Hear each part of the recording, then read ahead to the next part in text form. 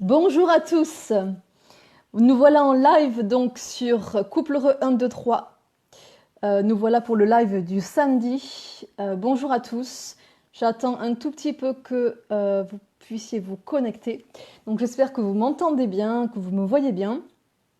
Donc aujourd'hui, je suis ravie de vous retrouver pour un live en direct donc sur Facebook au sujet des reproches dans le couple. Donc comment dire stop aux reproches? Donc c'est un vaste sujet qui nous concerne énormément, je pense, dans le couple, parce qu'on n'échappe pas à ce genre de choses. Ça arrive. Donc voilà, je suis en live avec vous pour pouvoir en discuter et prendre le café ensemble. Voilà. Donc déjà, en attendant que vous arriviez, je vais situer un petit peu le reproche dans la communication. Salut Chris, bienvenue, ravi que tu sois là. Ouais, donc comment dire stop aux reproches dans le couple? Nous sommes tous concernés par les reproches. Et j'allais situer en fait le reproche en termes de communication. Ouais, ravi aussi que tu sois là, Chris. Donc, en fait, dans la communication, quand on envoie un message dans un couple, je parle dans un couple parce que là on parle de couple, hein, mais ça peut arriver dans n'importe quelle relation. Dans la communication, il y a un récepteur, un émetteur et il y a un message. Donc il y a l'émetteur du message, hein, celui qui l'envoie, il y a le récepteur du message, celui qui le reçoit, et il y a un message, et le message est composé de deux choses. Le contenu, c'est-à-dire le fond en fait, de quoi on parle, et le contenant, où on pourrait parler de sentiment ou d'intention. On parlait aussi de la forme en fait. Donc il y a le contenu et le contenant. Autrement dit, il y a le fond et la forme de ce que l'on dit. Et en fait, dans un message, les deux sont importants. Autant le fond que la forme. Et dans le reproche, en fait, ce qui va se passer, c'est que la forme, souvent, va être catastrophique. Parce que du coup, la forme va être tellement mauvaise que le message ne va pas passer. Donc voilà, donc comment on pourrait définir le reproche d'après vous? D'après toi, Chris, est-ce que tu as une idée? Qu'est-ce qu'un reproche en fait? Ce que je voudrais bien préciser là, c'est que le reproche, c'est pas du tout le fait d'exprimer un sentiment négatif. Le fait d'exprimer des sentiments négatifs, c'est tout à fait naturel et on en a besoin dans le couple. Ok? Donc, c'est pas simplement ça.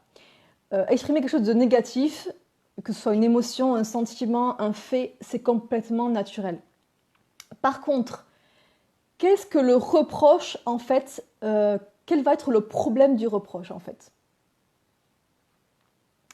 En fait, le problème du reproche, c'est que le reproche va être une critique, un jugement fait sur quelqu'un. Et du coup, ça va inspirer quoi? De la honte ou de la culpabilité. Et souvent dans le reproche, il y a de la généralisation. C'est-à-dire qu'on va souvent généraliser en disant oui, tu es toujours comme ça, tu fais toujours la même chose, tu n'es jamais là, tu ne m'écoutes jamais, voilà, toujours, jamais, rien, tout. On va généraliser en fait une chose. Et du coup, ça va vraiment donner au message une forme qui ne va pas du tout plaire à l'autre en fait. Voilà. Donc, quel est le reproche que vous entendez le plus souvent? Je serais curieuse de savoir. Alors, Chris, tu me dis, pour moi, le reproche, c'est accabler l'autre, on n'assume pas sa propre responsabilité. Ouais, c'est super intéressant ce que tu dis. Je suis tout à fait d'accord avec toi. En effet, dans le terme de reproche, en fait, dans le principe du reproche, on se démet de sa responsabilité. Et là, on parle de responsabilité émotionnelle. D'accord? On est tous responsables de ce que l'on ressent et de ce que l'on dit. Du coup, quand on fait un reproche, on rejette sur l'autre la responsabilité de ce que l'on ressent. Et du coup, comme tu dis, Chris, on accable l'autre, en fait, on lui jette tout, voilà, à la figure, ou sur lui, voilà. Et lui, qu'est-ce qu'il fait? Ben voilà, il prend tout ça sur lui, et du coup, comment il va réagir, en fait? Quelle va être sa réaction, vous pensez? Alors, Chris, tu me dis on parle de l'autre, mais pas de soi. C'est exactement ça, en fait. On parle de l'autre, voilà, tu es comme ci, tu es comme ça, oui, j'en ai marre que tu fasses toujours ci ou ça, mais on parle pas de soi. On n'assume pas, en fait, ce qu'on pense ou ce que l'on ressent. C'est exactement ça. Donc, c'est vraiment le problème du reproche, c'est que c'est une sorte de démission, en fait, hein, de ce que l'on ressent ou de ce que l'on pense. Et du coup, quelle va être la réaction de l'autre? Parce que si on fait, voilà, on émet une critique, un jugement, on accable l'autre, forcément la réaction de l'autre qui va être quasiment automatique, c'est la défense. Et l'autre va se défendre. Et donc, ça va mener où? Ben, au conflit. Parce que, imaginez, hein, s'il y en a un qui fait un reproche et l'autre ne pense qu'à se défendre, du coup, le message ne va pas du tout passer. Et on va se disputer, et souvent par rapport à la forme et pas par rapport à l'idée du fond. Donc, quel est le reproche que vous pensez qui revient le plus souvent? Est-ce que vous avez une idée? Ça m'intéresserait de savoir ce que vous entendez chez vous. Je ne sais pas s'il y a un reproche qui revient souvent dans le couple. Est-ce que Christ a une idée là-dessus? Est-ce qu'il y a un reproche qui revient souvent dans le couple? En tout cas, dans tous les couples, hein, ça arrive parce que parfois on communique pas très bien. Et du coup, parfois on est sous le coup de l'émotion, on est stressé, on est fatigué. Donc on n'a pas forcément les mots parfois pour dire les choses. Ce qui fait que ça va sortir voilà, de la mauvaise façon. Et du coup, quand on va faire des reproches à notre conjoint, il va souvent réagir mal en se défendant lui-même. Et ça va mener à rien, comme on a dit. Donc en fait, aujourd'hui, je voudrais vous donner 4 idées, en fait. 4 idées qui peuvent arranger la situation, éviter justement, ou mettre un terme aux reproches. Dis-moi, Chris, si jamais tu penses à un reproche qui revient le plus souvent, comme ça je pourrais peut-être l'utiliser. Donc en fait, je vais vous donner 4 idées. Ah, c'est le manque de tendresse, d'accord. Mais comment il est formulé du coup? Comment te dit ça? Comment ton conjoint te le dit en fait? Tu vois ce que je veux dire? Est-ce qu'il te dit oui, tu n'es pas tendre, oui, tu pourrais faire comme ci, tu pourrais faire comme ça? Comment est-ce que c'est dit en réalité? Donc, je vais parler aujourd'hui de 4 idées qui peuvent nous aider à dire stop aux reproches. 2 idées concernant l'émetteur du reproche et deux idées concernant le récepteur du reproche. Parce que nous pouvons tous, dans le couple, agir sur la communication, que l'on parle, enfin, que l'on envoie le message ou j'ai du mal à parler aujourd'hui, qu'on le reçoive en fait. D'accord? Donc, du côté de l'émetteur du reproche. Déjà, le premier point, c'est d'employer le je au lieu du tu et d'exprimer ce que l'on ressent, donc son sentiment ou son besoin. Donc par exemple, au lieu de dire tu ne vides jamais le lave-vaisselle, où on emploie le tu plus une généralisation, on va employer le je et une précision par rapport à notre sentiment. Par exemple, j'aimerais bien qu'on vide le lave-vaisselle chacun son tour. Qu'en pensez-vous? Qu'en penses-tu? Voilà. Donc là, j'utilise le je, j'aimerais bien, ou j'aurais besoin, voilà, on pourrait exprimer aussi un besoin. L'on vide le lave-vaisselle, chacun son tour. Qu'en dis-tu? Voilà. Et du coup, le message ne passe pas du tout de la même façon, parce que là, j'assume que c'est moi qui ressens ça, et je te demande ce que tu en penses.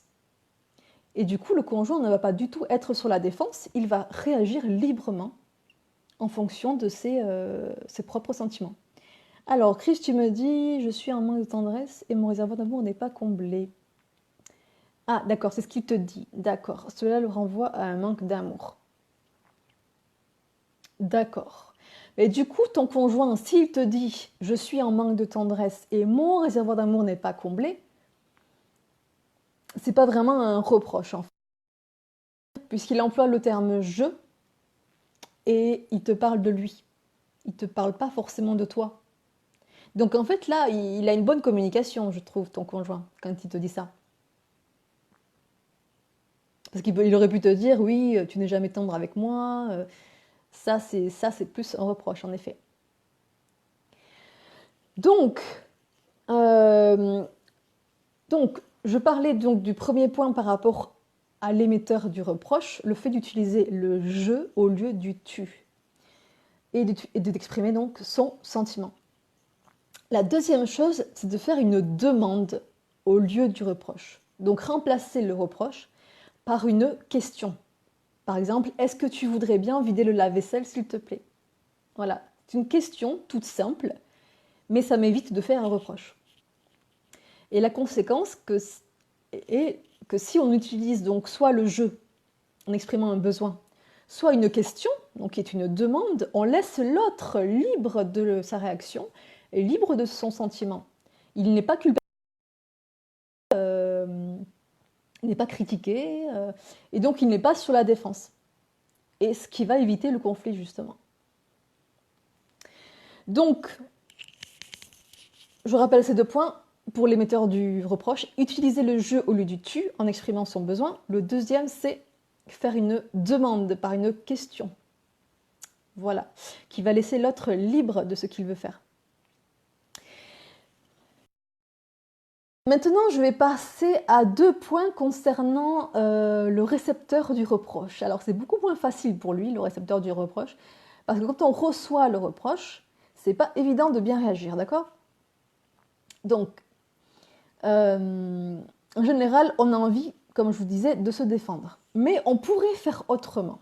On pourrait faire autrement. Et j'ai deux idées qui, en fait, permettent de rentrer en empathie avec l'autre. Alors, c'est vraiment pas évident, je vous le dis, c'est pas évident à faire quand on reçoit un reproche. De répondre avec de l'empathie, c'est pas facile. Mais c'est possible. Le premier moyen, c'est de reformuler ce qui a été dit et de demander des faits, des précisions. Par exemple, si mon conjoint me dit, je ne sais pas, voilà, je sais plus quel reproche je pourrais prendre là, mais je vais reprendre le sujet de la vaisselle. Si mon conjoint me dit, tu ne fais jamais la vaisselle, j'en ai marre. Du coup, je pourrais lui reformuler en lui disant je fais jamais la vaisselle. D'accord? Déjà, ça permet à l'autre de prendre conscience de ce qu'il a dit. D'accord? Et ensuite, lui demander des précisions sur ce qu'il entend par jamais. Parce que en réalité, c'est pas jamais. En réalité, il aurait pu dire souvent ou régulièrement. Mais peut-être que, en fait, je fais la vaisselle de temps en temps. Donc, on pourrait reformuler en demandant, voilà, on reformule le reproche en demandant ensuite, est-ce que tu peux me préciser de quel fait tu parles en fait? Voilà, donne-moi des faits, que je puisse savoir de quoi tu parles. Du coup, ça permet en fait de rationaliser la communication et d'éviter d'être dans l'émotion. Puisqu'en fait, le reproche est souvent envoyé dans l'émotion. Et vous, si vous répondez de manière rationnelle, du coup, ça permet d'éteindre un petit peu le feu du reproche. Ça, c'est le premier moyen. Et le deuxième moyen, c'est de demander en fait à l'autre en quoi c'est important pour toi que je fasse ci ou que je fasse ça. Qu'est-ce que ça te fait en fait réellement si je fais ci ou si je fais ça? Donc là, c'est une forme d'empathie, vraiment, parce qu'on va chercher à comprendre quel est le besoin de l'autre ou le sentiment de l'autre derrière son reproche. Donc vous voyez, on va essayer de comprendre le message derrière la forme qui est agressive. Voilà, donc voici ce sont les deux points que je voulais vous parler par rapport au récepteur du message. Donc le premier, c'est de reformuler le reproche qu'on nous a fait et de demander des précisions. Voilà, tu me dis que je ne fais, je suis toujours, non, que je ne t'écoute jamais, d'accord? Qu'est-ce que tu veux dire? Est-ce que tu peux me donner des faits en fait pour montrer que je t'écoute pas? Comme ça permet à l'autre de réfléchir à ce qu'il a voulu dire et de pouvoir justement le reformuler ou l'approfondir. Le deuxième point, c'était de demander à l'autre en quoi c'est important pour lui, d'accord? Ou qu'est-ce que ça lui fait? Euh, ce pourquoi il m'a reproché, la chose pour laquelle il m'a, voilà, la chose qui est objet du reproche en fait. Demander à l'autre en quoi c'est important pour toi ou qu'est-ce que ça te fait réellement toi si je fais ça. Voilà, ça permet de comprendre le sentiment de l'autre. Et du coup, en témoignant de l'empathie, ça va aussi permettre une communication plus douce et éviter en fait de se disputer. Voilà, donc ce sont les 4 idées que je voulais vous donner aujourd'hui par rapport aux reproches, comment dire stop aux reproches. Donc en fait, on peut voir que l'on soit celui qui envoie le message ou celui qui le reçoit, on peut tous agir pour pouvoir éteindre le conflit tant qu'il est encore temps. Donc quand on reçoit ce reproche ou quand on l'envoie. Est-ce que vous avez des questions sur ce sujet? Si vous avez une idée de reproche qui revient le plus souvent, n'hésitez pas. En tout cas, je ne sais pas si vous avez remarqué, mais c'est souvent les reproches qui démarrent des disputes. En fait, souvent des disputes qui sont pas très, comment dire, qui sont ridicules en fin de compte, parce que souvent, c'est pas sur le fond qu'on n'est pas d'accord, c'est sur la forme. On se dispute souvent parce que on est blessé par rapport à la forme de ce qui est dit, alors que souvent dans le fond, on est plus ou moins d'accord. Est-ce que vous avez remarqué ça? Alors, Chris, tu me dis, il me le dit aussi que je ne l'écoute pas, d'accord. Mais justement, tu vois, tu pourrais creuser en lui demandant, ben, est-ce que tu pourrais me dire à quel moment tu te sens pas écouté? Est-ce que tu peux me citer un exemple de moments où je t'ai pas écouté? Et là, je pourrais t'expliquer du coup ben, pourquoi je t'ai pas écouté. Voilà. Le fait d'entrer en empathie avec l'autre, ça permet justement d'améliorer la situation, de savoir exactement ce qu'il a voulu dire, quel est son besoin exactement. Et du coup, comment nous, on peut aussi s'améliorer par rapport à son besoin.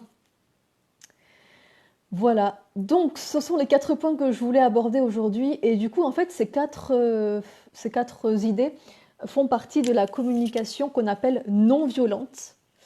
Là, on parle de écologique ou morale. Mais ce sont des principes de communication non violente. On appelle ça aussi la communication empathique. Et c'est une communication qu'on aborde dans le guide Couple Heureux 1, 2, 3 que l'on vous propose sur la page Facebook ou sur la chaîne YouTube. Alors évidemment, c'est pas facile à appliquer tous les jours, mais en fait, vous savez, c'est avec la pratique que ça vient. Plus voilà, vous prenez l'habitude de changer vos mots, de changer votre communication et de l'améliorer, et plus en fait, ça va devenir une des habitudes de vie. Je peux vous le dire parce que nous, on le vit en fait. On fait attention maintenant aux mots qu'on emploie. Enfin, on faisait attention avant aux mots qu'on employait, et maintenant, c'est quasiment devenu des habitudes de vie. Par exemple, quand je parle à David, j'utilise rarement le tu. Quand je veux exprimer quelque chose de négatif, j'utilise rarement le tu. J'utilise plus le je. Ou alors le fait. La chose là que tu as faite là, voilà, pas toi. Vous voyez ce que je veux dire? Voilà, donc ce sont des idées, j'espère qu'elles vous seront utiles pour justement arrêter de se faire des reproches qui mènent au conflit. Si vous pensez que ça peut aider des couples autour de vous, n'hésitez pas à partager cette vidéo et restez connectés puisque dans les prochaines semaines ou peut-être mois, je ne sais pas quand, on va faire des lives avec David en couple. Donc ce sera aussi super intéressant. Donc n'hésitez pas, si vous connaissez des couples qui aimeraient être plus heureux dans leur quotidien, n'hésitez pas à les inviter sur ma page Facebook ou sur ma chaîne YouTube que l'on puisse échanger dans l'avenir parce que je pense que ce sont des lives qui vont être vraiment intéressants pour beaucoup de monde. Voilà, donc merci pour votre participation. Merci surtout à Chris d'avoir participé. Et je vous retrouve dans un prochain live la semaine prochaine. En attendant, prenez soin de vous. Mettez un like si ça vous a inspiré. Et vous. Et je vous dis à la prochaine. Et n'oubliez pas, tout est possible. Allez, ciao!